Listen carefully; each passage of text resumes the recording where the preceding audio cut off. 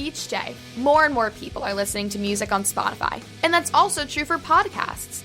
Next time you're on the Spotify app, make sure to follow Thrive Loud with Lou Diamond. Enjoy listening to Lou, his incredible guests, and all of the amazing episodes. Listen, follow, and share. Thrive Loud on Spotify.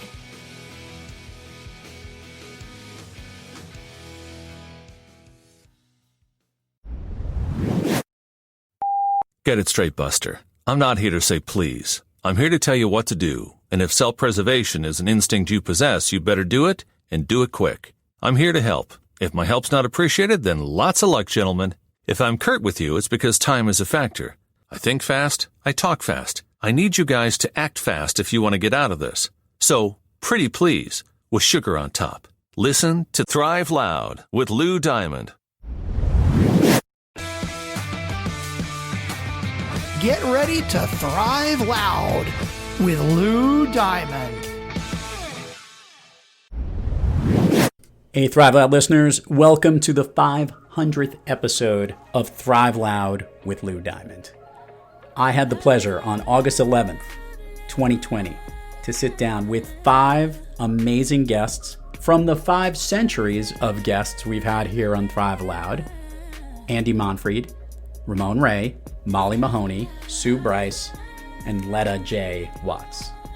An absolutely unbelievable conversation that we had, and we ran into some technical difficulties. We actually were supposed to air the episode live on Facebook Live, but we ran into some kinks, but fortunately we were able to record some of it, so it got posted up kind of after the fact, which is okay, because we watch everything on demand these days. Isn't that how things are? And that's how we listen to podcasts.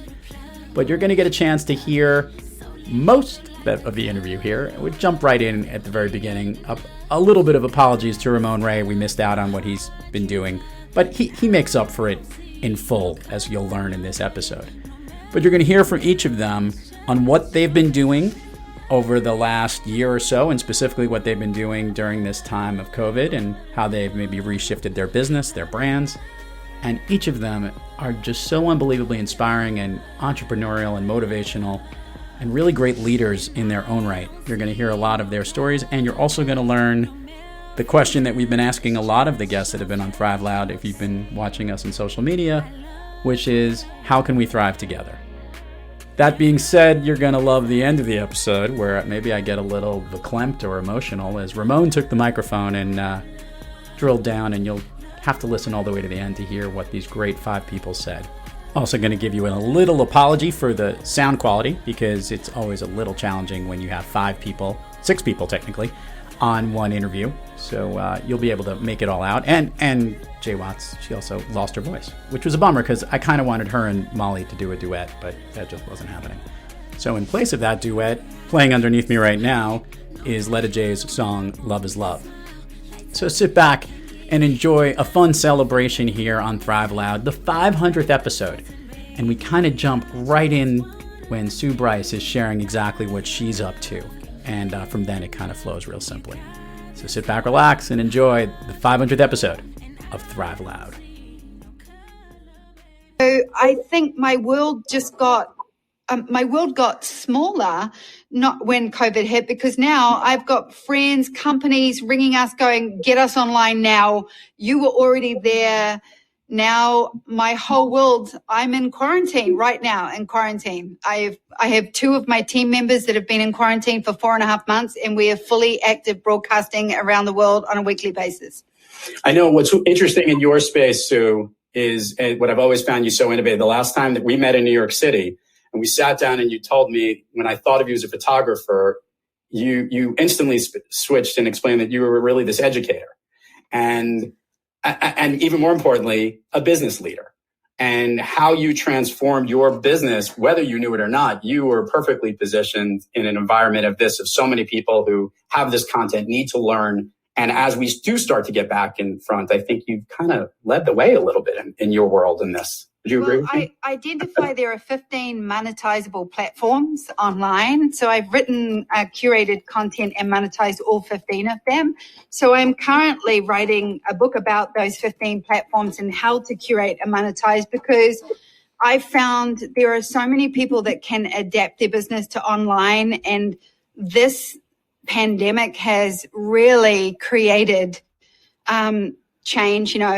2008 gave birth to more creative online businesses than I've ever seen. When people come out of this pandemic, it's a mixture between I need to change my life. I'm not going to live like this anymore. I will never be in that situation again. I lost my job, my career. I thought I was going in this direction. I got turned about. And now I've given birth to this, and it's the rise of creativity and freedom. And there's just so much power in this trauma right now. There's so much power comes out of it. Very true. And I think it's so true in that. Yeah. I'm going to bounce over here. Let's go to Andy because this is interesting. As I think one of the things, and I speak from this specifically because I had the good fortune of actually during this breakdown of COVID working with Andy and his organization, and what an impressive company it is. Andy, if you could share a little bit about what's going on with LettaJ today, what's going on with you, and then we're going to talk a little bit about your radio voice. Sure. So I started a software business 14 years ago, and it was all about managing customer data. It was all about how to take the consumer information and make it supercharged so that any brand, any marketer, any content holder, any publisher would find value in all the signals, the broken signals, and then unifying that information and enriching it so that it was a customer profile. And so companies could come and say, we want to reach 28-year-old females who buy, soccer equipment, and we would be able to put that together for them. And that business has evolved over the 14 years to today, where it's all about television, connected TV. Yeah. It's all about the different ways that mobile devices are being used. And I guess at the genesis and the heart of it all is identity. And in a world where browsers are now stopping how information is being transmitted, how do you continue to persist in a privacy compliant way for brands and marketers and publishers, a mechanism that allows them to still communicate with a customer, abiding by all the laws, and still tell a great story? And at the heart of it, that's what we do. So we have 300 plus customers, brands, marketers who rely on us to do just that. And I tell people all the time, if everything I've said means nothing to you, at the heart of it, it's all about the big data thing. Yeah. All this information, I liken it to exhaust. We're just collecting all this exhaust and making sure that we're making marketing more efficient. Are you having fun, Andy? If you ask me today, the answer is yes. Today, it's not every day that I'm having fun. I have to tell you, today I was on a 2-hour privacy call with about how the laws in Europe and the US are changing so rapidly. And so that stuff like that absolutely is bone crushing, mind numbing. But most days I do have fun because I have a great team. And I think that's the key part of this whole thing is culture, team, people, and the value you can provide to customers. So yes, I do love what I do. So give a little bit. You've had a radio program that you've been working on since the last time we spoke. Talk about Jemp Radio, what that's been. I know it's been on and off, but it's been pretty cool. Well, it's a passion project. We started with a couple hundred listeners a few years ago. We're up to 300,000 weekly listeners. It's an internet radio show called Jemp Radio, JEMP. I do 2 shows a week, and it's just unbelievable to see organic growth when you have great content. We do no marketing. It's all word of mouth. We went from 300 or 400 listeners when we launched to today to have 300,000 dedicated listeners who spend over 10 hours a month with us. Unbelievable. And I get the chills talking about it. It's just an amazing experience. So along the lines of music and radio, I think it would be a good segue here to talk to Jaye Watts, a.k.a. LettaJ, a.k.a. the CEO of Coexist Gaming. I thought about this after your episode. You came on the program. I said, let me get this straight. You're a songwriter, been Grammy nominated. You are running a gaming company. And most importantly, we have to make sure that we're done here by an ample amount of time because you have a gaming competition to compete in tonight. Is this not true, LettaJ? It is. So Coexist Gaming, we're actually subscription-based. And sorry, my voice is gone because I've been working literally nonstop and hosting competitions and curating them and sort of consulting for other gaming startups. But we are a subscription-based, inclusive gaming and lifestyle brand. Also what I like to call a community-based marketplace for growth and ecosystem through gaming.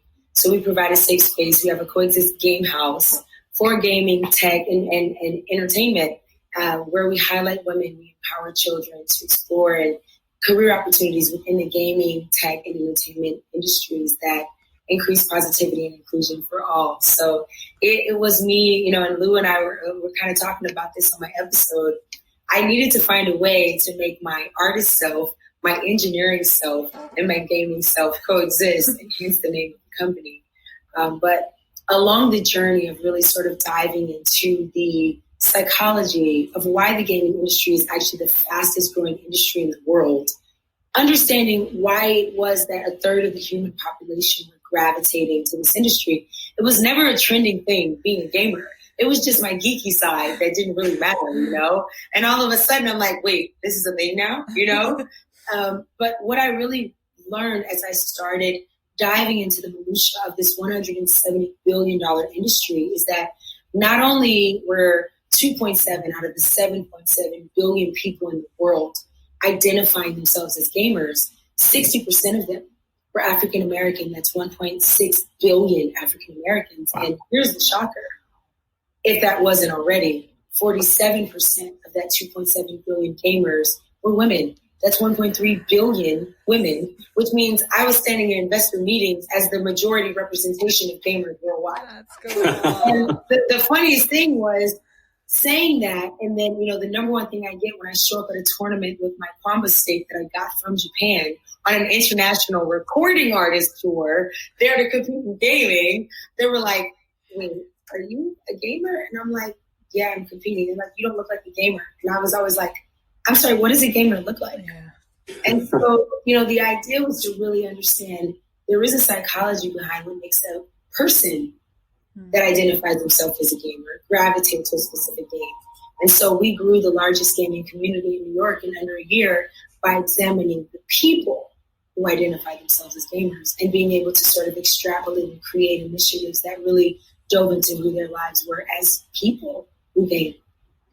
I like it. And for those that need to see this, we'll make sure we put it in the show notes. Obviously, we're not going to make you sing today, Jaye, because I know your voice is gone.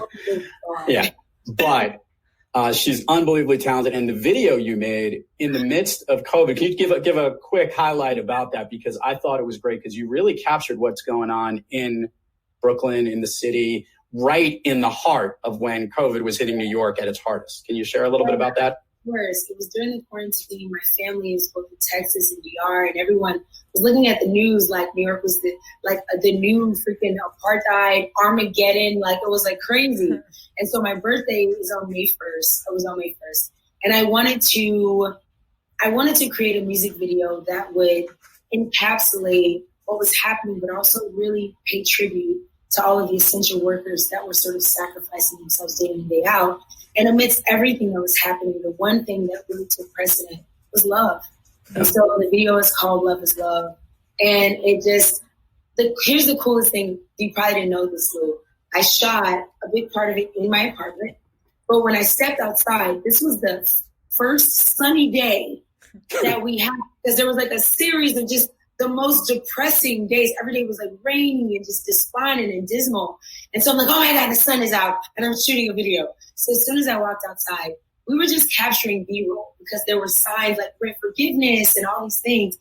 And every person in the music video was a stranger. Yeah. Every person had a mask. They were like talking to a mask. Hey, you shooting a video? I'm like, yeah, we're just sort of paying, tribute to the essential workers. Oh, well, you want any extras? I'm like, yeah, I'd love for you to make a video. That's cool. So you had mailmen, you had delivery people, you had the fresh direct guy, the guy, random people in passing. And it showed that love is love.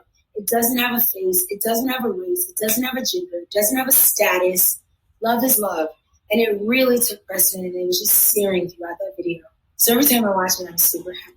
No, it's really good. It's a great song, and maybe we'll use it as our track going in and out of this theme, if it's okay with you. I need permission from I need rights permission from the writer and creator. So I'll talk to you afterwards, see if we can get that done. And along those lines, which is perfect timing because I was given this update. Don't worry, your fans, something's wrong with the Facebook stream. So I figured, why not have the Facebook Live guru go on next year and tell me what the hell's going on? But don't worry, we will use this as a live stream party afterwards because this is podcasting on the fly and it's live on YouTube, but I can't figure out what's going on there. Why not talk to the prepared performer? Because she's always prepared. Hello, Molly. Molly, what's going on in your world? Hey, so much. I just want to sit here and listen to all of you, though. There's so much goodness in this one place. Oh my gosh. So, for us, really, for some reason, yesterday hit home to me in a big way because I, as a professional performer in New York, for 8 years, musical theater, national tours, all that kind of stuff, now in what we do, we have a marketing consultancy. Really, we help people to use live video, messenger automation to both monetize and grow their visibility. And I am someone who has been begging my artist friends to get online more and to do, there's so many potential while you're touring with a Broadway show, you could be teaching lessons on Zoom, and they've been so resistant. And yesterday, I had this moment where I realized, because of everything that's happened in the world over the past several months, one of my clients, who is, as far as I'm concerned, the most amazing vocal coach in the entire world, he launched a book in the middle of all this crazy because of what's happened. And they, I'm not going to say the numbers out loud because I don't think he necessarily feels comfortable sharing it, but what they generated in sales and in lives changed from this book has actually blown my mind in just 6 weeks. And he now has a full online program. He has all of these things. And what happened was, because he had been showing up online just a little bit, even though there was some resistance to it, as soon as all of this happened, this world of opportunity presented itself. And this morning, I took a dance class with another good friend of mine, Tim Hughes, who was my dance partner on the Chitty Chitty Bang Bang National Tour. And he's in Hadestown on Broadway right now, which is obviously not running. But he has this whole program that he's now doing online. And just between the two of them, even though they are, friends and not even necessarily fully in our programs, they're people that I've been helping as friends and, working as clients. It's everything that I have been trying to convince the world to do for the past 8 years. They're finally seeing the possibility. It took a global pandemic for them to realize that just from home, there's so much possibility of ways that we can have a positive effect on the world by embracing the crazy technology instead of fighting it, and recognizing, nothing will replace human connection. But just from that story that you just shared, it's something that we are craving. And that if we can combine our humanness with technology and recognize that if just one person shows up to watch your video, that's enough. I've been really emotionally affected by it recently, that how much awesome has actually happened because we were forced to be creative and innovative. So, it's interesting because I think about it. It doesn't matter what industry you're in. And you mentioned that point that we do crave connection. And if there was ever something that I recognized when this all happened, I actually observed how many more people started listening to our podcast program. Mm-hmm. And I didn't think that number really ever mattered. And I'm totally honest, I used to care a lot about downloads and accounts. And by the way, the numbers that this show has hit, also a little bit of the timing that it came to market, right? Because we started out early on, it was a big show. Mm-hmm. But to your point, I got a message in a DM within Twitter from someone I've never met, and they had listened to an episode of one of our guests. We recently had a gentleman on the show who overcame a family member who committed suicide. And I didn't even know the story when I had the guest on. And this guy's actually thrived through overcoming he was a teenager when this happened. Jason Holzer, we'll give a shout out to who that is. And I had people say that episode actually connected with them, and they were having bad feelings during this time right now where everyone feels a little isolated because they're craving connection. They feel lonely. And the message actually said, thank you for giving me something to listen to, like a real important thing. And when I look back at why I did this show, I knew incredible people. I knew people like Andy. I worked with people or in the same circles with Ramon. I got to meet other folks at different conferences, and my paths crossed with all these people like Sue and Molly and most recently Jaye. And it's this type of thing that recognized that we all have the ability, even not leaving our house, to really thrive and connect with one another in ways that we want to, because that's what we're trying to do. In all the business, in our business with our clients, and tries a way that we can connect them, and the way that we can help our businesses grow, or people to connect from their living rooms while they're spreading peanut butter and jelly for their kids for lunch, all these things. I think it's great. And what I wanted to do with the five of you is something that I did with a lot of the other guests who couldn't be here today because they just didn't want to hang and be as, they didn't look as good as all of you. I mean, that's the reality. I mean, that's the truth. Or they had too much hair if they were men. We'll keep going back to that. I'm going to ask you one question. We're going to go around, and that is, how can we thrive together? That's been the theme that I've been asking across social media, and we've gotten some unbelievable responses. So I'm going to go kind of in reverse order. Molly, how can we thrive together? Here I was thinking, I got to listen to everybody else's answer, and then You're a prepared performer, and you know how to act on your feet. Okay, this is yes. So I will actually say, it might be a little mind bendy, but the best way that we can thrive together is by speaking to one person. Because when we speak to one person in our messaging, that's the way that we'll actually be able to connect with the most amount of people. So an example of this is Mr. Rogers, and he actually said this in his, like, if we think of someone in the world that we can say, like, brought a community together for good, that, that is like the definition of thriving. I think Mr. Rogers pretty much does that. And in the documentary, someone asked him, why was your show such a success? Like, why do you think it was such a success? And he said it's because he showed up and he spoke to one person. Yeah. So rather than thinking like, oh, we got to get all these numbers and, hey, everybody out in Facebook, hey, it's like really just have that conversation with one human. And that, I think, allows us to be able to, make deeper connections so that when we do come together, we rising tides lift all ships or whatever. So we connect more as a community as well. LettaJ, how can we thrive together?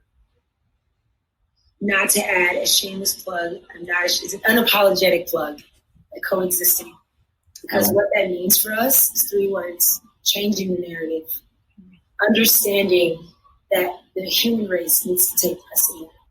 For us, we literally created initiatives focused on thriving, not just surviving, about really deteriorating the mentality of survival and understanding the etymology of what it means to thrive, what it means psychologically, what it means inherently as a person. In order for you to thrive, it's eradicating a very singular mentality. It's understanding the necessity and how integral it is to come together, respect each other, really formulate a team of perspectives, varied or not, because independence, we would all be so boring if we were not so diverse. And so changing the narrative, comprehensively understanding what it means to be an individual and how do I take what you have, what I have, what he has, what she has, and building something so freaking awesome and coexisting, then we can really thrive. And coexist. I just want to take her and bottle her up and put her in some place so I could just open her up whenever I need her. That's what I want to do with you, Jaye. I can't get enough of you. You're amazing. Andy, how can we thrive together? I've started doing this. I don't know. It riffing off both of the other comments. It's so easy to get stuck in your circle, to get stuck in the group of people that you rely on, that are your direct reports in business, your close friends. I've made an effort. We have a couple hundred employees. I've made an effort to reach out beyond that circle to make people feel good on a daily basis, to pick 1 or 2 people a day. Sometimes they won't pick up their phone, but I have every one of my employees, when they start, I have their mobile number. And I try to reach out, whether it's an engineer, a product person, a salesperson, a marketing person, an ops person, a finance, just a random person once a day. And it could be as little as a 2-minute phone call and outreach. Those outreaches in this world will be remembered long after this COVID crisis. And I promise you, if there's anything that I've done that I feel as though would qualify as the thrive, that would be it. I love it. I also love the fact that I guess the way this graphic is going to work is that I permanently tattooed the 500 logo on top of Andy. We're going to have to give Andy. We're going to give his own little speech. There we go. So we go when the recording eventually comes out and how it works. Sue, how can we thrive together? We can definitely listen. Yeah. I think if I've learned anything from the last 3 months, it's been to listen and learn. I'm from New Zealand. I've lived here for 8 years. I've spent the last 3 months studying Black history. It has blown my mind, but listen, have conversations with as many people as you can and listen to them. Have conversations with as many as your clients and followers as you can and listen to them. They will tell you what they love about you. They will tell you what they hate about you. They will tell you what they need from you. They'll tell you what they expect from you. And you don't have to, if you have any audience, you don't have to ask them what you want, what they want you to be. You just have to listen to what they want, listen to where they interact, how they interact, when they interact.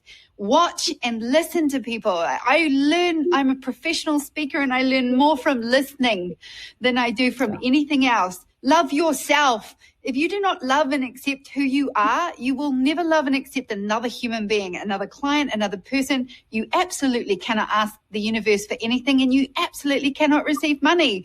So learn to love yourself and then you can be open to loving all other people.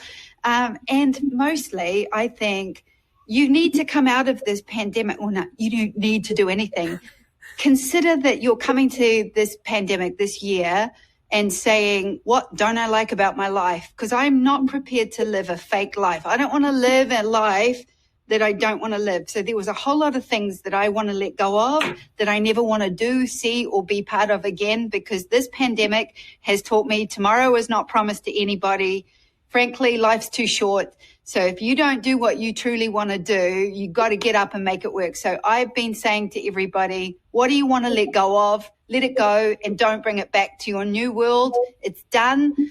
Whether it's 2021 or wherever we are, let the pandemic be the biggest shakeup of your life and reset yourself, reinvent yourself, and just live your life and just listen. Please listen. You must listen. I don't care if you think people are having an experience completely inauthentic from you. Just listen to what they're experiencing. Your whole world will change. You know, just like I wanted to bottle up LettaJ's awesomeness, I want to bottle up Sue's accent. How many of you guys just want to take that New Zealand accent home with you? Yeah, I get that a lot. I love what you say. Like a map voice or something. Yes. Everyone tells me they want me to do their map quiz. Well, it's actually GPS. Funny, and it's a good segue because Ramon and I actually know the woman who does she's the GPS for the Australian accent. So I know there's a little different one for Kiwi. That's correct, Ramon, right? The GPSgirl.com. Yep, that's right. We know her very well. We'll give her a shout out. She's coming on in a couple of months, by the way. Ramon, how can we thrive together? Bring us home. And Sue, just before I answer, Sue, I didn't hear what you were saying. What did you say? What were your comments? To listen. You're really funny. Such a pain in the neck. Turn your mic on. Yeah. He was too busy having syrup and pancakes and bacon. That's what was going on. But no, Lou, thank you so much. These comments are awesome. I think the biggest thing I've learned, one, is empathy. I think that's what I've been looking at, so much empathy and care. I think I've seen as there's been so much divisiveness on all sides. All of us have issues. But I think, man, if we're just empathetic, if I can put myself in Andy's shoes and Jay's shoes and Sue, et cetera, my point is, if we're able to put empathy more, who would be a better place, even if I disagree? So I think that's one. And I think, two, going back to taking a page from what Andy said, one thing I've done, not calling so much, but I love the WhatsApp app, doing a lot of voicemails, meaning I'm sure you can do the same thing in Messenger, WhatsApp, I like the format better. And I have a group of 10 young men. You could do it with girls too, but men, I can call them all the time, nothing hanky-panky. So I just have a group of 10 men, young boys who I call all the time. And just reach out and we mentor. We talk. They call me. I call them. How are you doing? What's up? And so that's kind of what I do quite a bit. And one anecdote to that, Lou, and everyone, I had started a kind of a men's group, to meet on a regular basis because I got this from another person. I stopped it because I figured nobody's interested. It's just me and just. My naivety, right? This one dude. So I said, guys, we're canceling it because nobody's interested. You hear all these words, nobody, just one dude. And he said, I was on the call. And I'm like, poor kid. He was on the Zoom call, but Ramon, because nobody was there. So my learning meeting, even if I can help this one kid who's struggling, newly married, he looks up to me and I didn't even know it. So if that helps a bit what I'm trying to say, Lou, just, I don't know what I'm saying, but if that story helps whoever's listening, if that makes sense. If anyone's ever want to be entertained, you have to see when Ramon and I are on the same stage together, juggling around. We confuse the audience, but we leave them feeling like they've gotten really tired and they have a workout. Ramon Ray, Sue Bryce, Andy Monfried, LettaJ, Jaye Watts, Molly Mahoney, 5 amazing guests here to celebrate a fun day. 500 episodes. I tried to imagine what this would be like. It was absolutely nothing like it, but it was way better because you guys provided so much great value. I was going to run through and ask you guys, some of the speed round things we do, but this was way better. And this was much more fun because I think we actually have a message here and that's what we want to continue to do because I don't know if we're going to go to 5,000 episodes, whoever. Yes. Lou, before you go on, Lou, can I take the mic a minute? Why would this be any different than any other instance with Ramon Ray? As long as Letta doesn't have the machinery to add in sound effects and everything else that she would do in a song, then we're okay. So. Thank you for your permission and trust, Lou. Can we just go around the room and say why we appreciate Lou? With your permission, Lou, may I take your mic? You're going to make me more red than I am, but go ahead. Okay. So I'm going to start with Andy. I think Andy should go last because he's known me the longest. Okay, so I'm going to start with LettaJ and go on. Since Lou's given me permission to take the mic, real quick, because I'm sure time is short. LettaJ, what do you appreciate about Lou, what he's built, Thrive Loud? Tell him. I appreciate Lou because you are a breath of fresh air. You, separate than Thrive Loud, literally made me just feel I already have an unreasonably optimistic perspective when it comes to believing in people. I look for the good in people, and you just really were the catalyst. I'm like, you know what? No, keep going because there are people like you that are diamonds that literally, all the puns, okay? But then the show Thrive Loud, I talked so fervently about what thriving means to flourish. It starts from a place of just understanding your value. And it means everything to me when people give other people a platform to simply express what they're passionate about, who they are, to acknowledge that, to be felt, to be connected. That is so beautiful. There are not enough words to appreciate what I think about you and how much it means to me. So, amen. Molly, you're up. Please. Crying at the end of this episode. My goodness. It's unbelievable. So if I am going to think of someone who actually lives out loud, like you embody you embody that idea of living out loud. And I think similar to what Jaye was saying is that I think that you also pull that out of people. And I'm so grateful for the time that we got to spend in person at New Media Summit because I this is just random, but the way that you tell stories is not like you're just, telling a story. You are telling a story. And I think that it's something that people can experience through the podcast, and I know it comes through vocally, but also just the physical embodiment of the way that you actually, you spread that joy and you bring that energy out in others too. And so with having the platform like this, where you're allowing, this vehicle for so many people to really help others and share ways that we can thrive out loud. It's having that bigger impact. It's not just about it's awesome to be in the presence of you and experience that energy from you, but you're also allowing others to share that energy as well by creating this awesome platform. So thanks, you. Awesome. Sue Bryce. Thank you, Molly. Everything the girls just said, and I will just also add, I would talk to you for literally hours because I just love people that want to talk about business ideas, positivity, growth.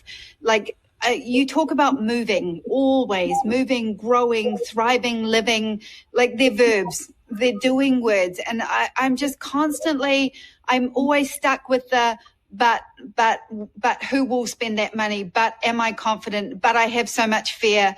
And that when people are starting businesses, all they tell you is what they can't do.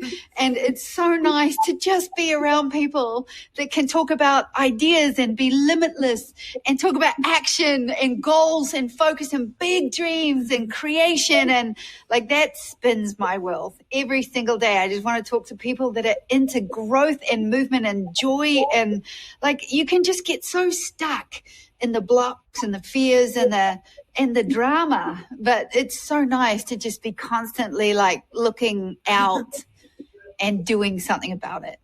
Awesome. And for me, thank you so much, Sue. And for me, and then Andy, you'll close us out, and I'll turn the mic back to my friend Lou, who's allowed me to take over his show. For me, Lou, I remember, Lou, when you gave that talk at NSA about distractions and looking at other people. A lot of things I could say great about you, Lou, but I think that's one thing, as I think Molly may have said, you're such a great storyteller. And I think that has been so impactful, Lou. When I get down looking at somebody else, wow, they posted that on LinkedIn. It's only been 30 seconds. They have 30,000 likes. And I'm thinking what a moron I am. I go back to that talk that Lou gave us, like, stop looking. I mean, you can look with respect at others. You know, we want to follow each other and learn, but like, stop looking at each other. Look at what you're doing to be happy. So Lou, you're just an amazing breath of fresh air for sure. And you're just amazing. So Andy, close us out. Then it's back to Lou's show. First of all, great comments from everybody. And I just want to say I've known Lou for 35 years. We were counselors at a summer camp together 35 years ago. And not to get choked up, but we both had, Andy actually had really long hair. We both had mullets, to be clear. We did. But not to get emotional, but I just have to say that to watch our careers have traveled in this parallel path. And to watch what you have, how you have grown and matured, and most importantly, your career and your focus has been what you mentioned, Sue, bringing positivity to others. And you share that content, you share that energy, and I can only say you've enriched all of the people I've put you in contact with personally. But you've coached people. You've given seminars for people that I've introduced you to, and I'm happy to continue to do so because you've got rave reviews from everybody I've done that with. And I can never repay you enough for all the good energy you've shown and pushed out from yourself. So I speak for many when I say thank you for everything, Lou. You're a diamond in the rough, my man. How do I possibly continue from this one? Well, years ago, I got caught in an extemporaneous speech exactly at the camp that Andy were at, and I couldn't remember what to say, and I just said, "I love you all," which is a true story and true to this point because I love all the guests that come on the program. We establish a connection, and what this show has always been about is trying to do that, and that's what I love to do the most. But maybe more importantly is all those things that I try to pull out of people is because I know how powerful finding those positive things are. And I'm only inspired and lifted up by amazing, thriving individuals like yourself. So Ramon Ray, Molly Mahoney, Jaye Watts, Andy Monfried, Sue Bryce, here on the 500th episode of Thrive Loud, which is just absolute, which is right on top of Andy's head for those that will watch this graphic. It's his glasses. And I can't thank you enough for being here. All the guests. We're going to continue rolling. We got tons of guests next week. There's other podcast programs that are coming up, which we'll give more about, but this was about honoring these amazing guests. Follow this video when you see it, eventually wherever the heck you're going to see it. I'm going to have to call Molly for advice. And I think I'm going to sign off the show like I always do for everybody. Keep thriving onward and upward. And remember, be brief, be bright, be God.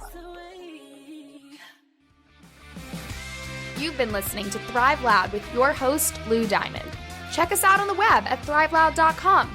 Follow us on Instagram, LinkedIn, Twitter, Facebook, and YouTube at Thrive Loud.